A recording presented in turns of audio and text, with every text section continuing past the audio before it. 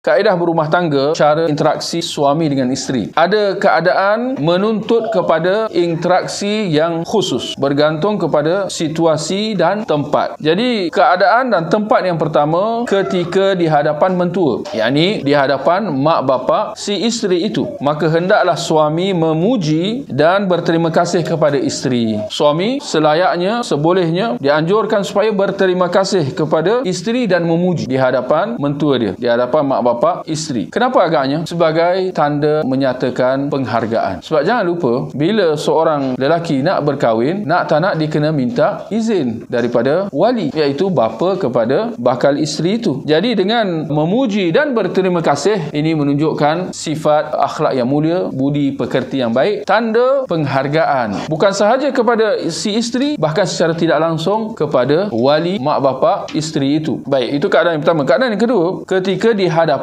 ibu bapa suami, hendaklah suami menghargai dan menghormati isteri. Mengapa agaknya? Situasinya mungkin lain sedikit. Si suami dituntut supaya menyatakan penghargaan dan menghormati, menunjukkan tanda hormat dengan isteri. Apa agaknya sebab, alasan yang kita boleh berikan di sini? Dia kena tunjuk hormat kepada isteri. Boleh saya katakan ini adalah sifat orang-orang yang mulia. Mereka hormat macam memuliakan. Mulia lawan dia hina. Maka sifat orang yang mulia ialah mereka menghormati orang-orang yang layak dihormati. Maka dalam hubungan suami isteri, suami paling layak untuk dia menghormati isterinya, kerana itu pasangan dia. Apa arti pasangan? Dalam bahasa Inggeris dia kata your other half, setengah engkau yang satu lagi. Sebab kita manusia, no man is an island. Tak ada siapa yang boleh tinggal seorang-seorang di pulau. Jadi mati akal kalau tinggal seorang-seorang kat pulau, kan? Setiap manusia itu, dia bila dah besar, dia mesti hidup berpasangan. Laki dengan perempuan, suami dengan isterinya. Jadi itu adalah orang yang kau telah pilih untuk berumah tangga, hidup, menjalani kehidupan dengan dia. Maka selayaknya lah engkau menghormati dia. Kerana menghina dia adalah menghina diri sendiri. Menghina dia, menghina isteri seperti menghina diri sendiri. Boleh faham? Sedikit halus di situ barangkali. Ketika mana kalau si suami menghina isteri, sedar tak sedar dia sebenarnya menghina diri sendiri. Kerana itulah dia perempuan yang kau telah pilih untuk berkahwin dan hidup bersama dengan dia. Maka mana logiknya kalau engkau menghina dia tapi terus mahu bersama dengan dia? Yani di situ akan ada kontradik. Baik, keadaan seterusnya, ketiga, keadaan ketika di hadapan anak-anak. Hendaklah suami meninggikan kedudukan isteri dan memuliakan dia. Meninggikan kedudukan isteri dan memuliakannya. Ini kerana memberi isyarat kepada anak-anak cara berinteraksi dengan si ibu itu. Cara untuk mereka berinteraksi dengan si ibu. Apabila mereka melihat ayah mereka berinteraksi dengan ibu mereka, dengan meninggikan kedudukan si ibu dan memuliakan si ibu itu. Apakah contoh yang lebih buruk kalau sekiranya diminta daripada anak supaya menghormati ibu mereka, tetapi si bapa itu sendiri tidak menghormatinya? Tidak ada contoh yang lebih buruk untuk si anak-anak tu. Bahkan ketika itu mereka akan jadi keliru dan kebingungan. Aku disuruh untuk menghormati ibu, tetapi si bapa itu sendiri tidak menghormati sang ibu itu. Maka ini antara bentuk mendidik anak-anak dengan baik supaya mereka meninggikan kedudukan ibu dan menghormati si ibu. Kemudian keadaan yang seterusnya ialah ketika berseorangan dengan isteri. Ini di dalam rumah, tidak ada orang lain yang melihat atau mendengar. Maka waktu itulah masa dan tempat untuk suami menasihati isteri dan menegurnya jika keadaan menuntut kepada itu. Semestinya ada